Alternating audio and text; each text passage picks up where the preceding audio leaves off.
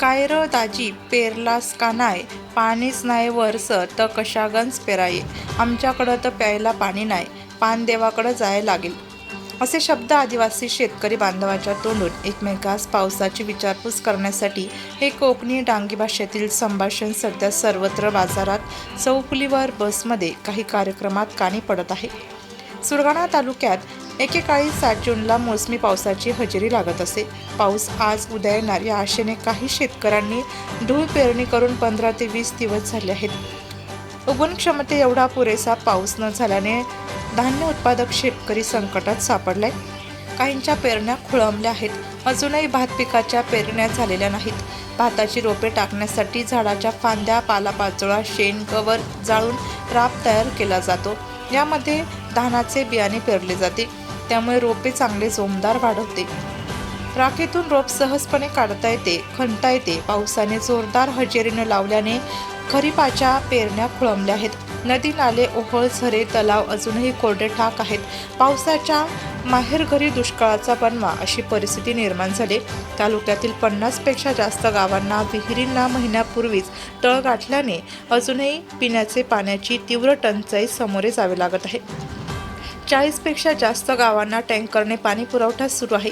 पेरणीकरिता जोरदार पावसाची प्रतीक्षा भात उत्पादक शेतकऱ्यांना आहे. तालुक्यात 21,844 खातेधारक शेतकरी आहेत. वनपट्टे धारकांचा समावेश केल्यास 40,000पेक्षा जास्त धान उत्पादक शेतकरी आहेत. प्रत्येक शेतकरी सरासरी 5,000पेक्षा जास्त रकमेचे धान बियाणे खरेदी करत असतो. त्यामुळे अंदाजे 20 कोटींपेक्षा जास्त उलाढाल बियाणे खरेदी करण्यासाठी होत असते. धानाचे अधिक उत्पादन क्षमतेत वाढ व्हावी यासाठी आज प्रत्येक शेतकरी हायब्रिड बियाणे खरेदी आहे. सरासरी प्रति किलो धान बियाणे 300 ते 350 रुपये खर्च करून खरेदी केली जाते. पारंपरिक वाण शेतकरी वापरत नाही. उत्पादन कमी होत असल्याने खर्च व उत्पादन याचा ताळमेळ बसत नाही. पारंपरिक धान कोळपी, गरी कोळपी, बंगाळ, कोलम, खडशी, फुट्या, माळकोलम, चिमणशाळ या जाती आज नामशेष होण्याच्या मार्गावर आहेत. भाताची रोपे अजून टाकलेली नाहीत. पेरणीनंतर 20 ते 25 दिवसात रोपे लावणी करण्यास तयार होतात. पाऊस आजच्या घडीला वेळेवर सुरू झाला तर पुढील जुलै महिन्यात 20 ते 25 तारखेपासून भात लावणी सुरू होऊ शकते. भात पीक येण्यास 90 ते 130 दिवसांचा कालावधी लागतो. गतवर्षी सप्टेंबर महिन्यापासूनच पावसाने दांडी मारल्याने भात पीक धोक्यात आले होते. भात उत्पादनात घट झाली होती. अजून तरी तालुक्यात 25 ते 30% धूळ पेरणी झाली आहे. शेतकरी जोरदार पावसाच्या प्रतीक्षेत आहे. हवामानाचा अंदाज तरी खरा ठरत नाही. महागडे बियाणे पेरणी केल्यास बियाणे वाया गेले तर नव्याने पेरणी करावी लागेल. यामुळे शेतकरी धास्तावले आहेत. आकाशाकडे टक लावून बसले आहेत. पावसाच्या माहेरघरी पाऊस रुसला अशी अवस्था धान उत्पादक शेतकऱ्यांची झाली.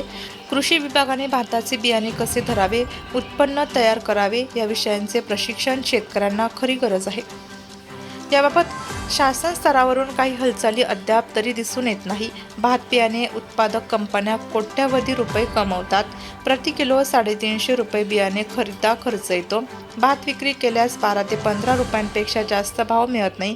यासाठी बियाणे उत्पादन कसे करावे याचे प्रशिक्षण देणे आवश्यक आहे. मनोहर गंगाराम चव्हाण, मालगाव, तालुका सुरगाणा, जिल्हा नाशिक. शेतकरी भात पिकवणारे आम्ही आहोत. पण ती चालू वर्षी पाऊस नसल्यामुळे आता पेरणी झाली तर तिथे लावायचं कधी ह्या आम्हाला प्रश्न पडला आहे. बियाणं फार महाग झालेलं आहे. नाशिक लोकशाही न्यूजसाठी उपसंपादक बाजीराव नाना खैरनार, कळवण.